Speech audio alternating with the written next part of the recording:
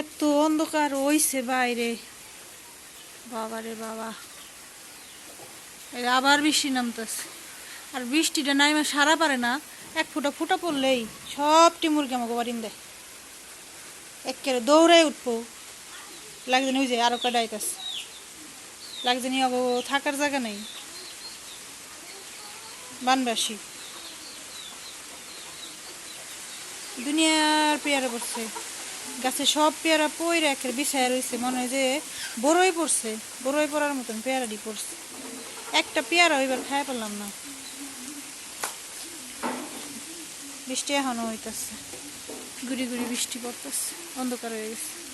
এই যে পেয়ারার যে কি একটা অবস্থা, সব পেয়ারা পড়ে গেছে।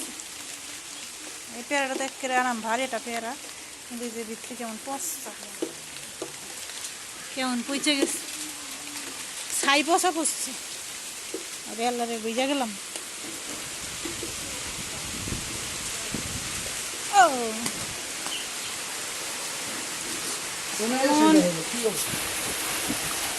আজকে বৃষ্টির সাথে বাতাস হচ্ছে, দেখেন অবস্থা।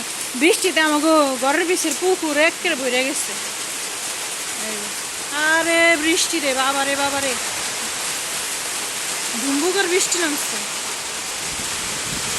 একেবারে ঝড় ঝড় তুফানের মতো, কোনো কথাই বোঝা যায়নি, আল্লাহ জানে।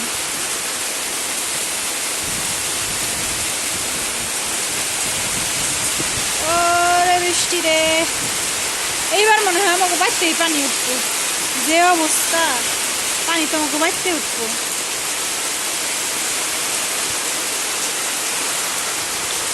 তো বন্ধুরা, এই বৃষ্টি বাদলের মধ্যে সবাই সাবধানে থাকবেন, কারণ চারপাশে বন্যা হইতেছে। আমাদের মানিকগঞ্জ বন্যা হওয়ার সম্ভাবনা আছে, হইতে পারে, যে পরিমাণ বৃষ্টি হইতেছে। তো সবাই সাবধানে থাকবেন, খাবার দাবার ঘরের ভিতরে নিয়ে রাখবেন।